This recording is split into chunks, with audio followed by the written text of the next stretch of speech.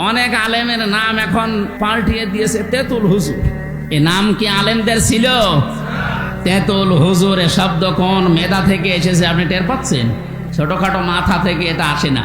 কওমি মাদ্রাসাগুলোকে বিষ বৃক্ষ বলে এরা নাম দিয়েছে। এ যেখান থেকে সেখান থেকে এই শব্দগুলো বের হয় না, এ বের হওয়ার অনেক বড় বড় মাথা কাজ করছে।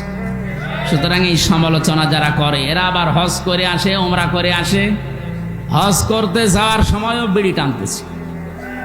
আমি সাবধান করছি আপনারা সমালোচনা বন্ধ করেন, নয়তো মুসলমান দাবি করার পরও নাম যদিও আপনার মুসলমানের, আপনি কিন্তু সাকারে যাবেন জাহান্নামে। অকন্যা নুকাজ্জিবু বিয়াউমিদ্দিন, ওরা বলবে আমরা কিয়ামত বিশ্বাস করতাম না, মিথ্যা মনে করতাম। হাত্তা আতানাল ইয়াকিন, হঠাৎ করে আমাদের কাছে মরণ চলে এসেছে। এজন্য সমালোচনা বন্ধ হওয়া দরকার, বিশেষ করে আলেমদের। আজ তো যত দোষ সব আলেমদের।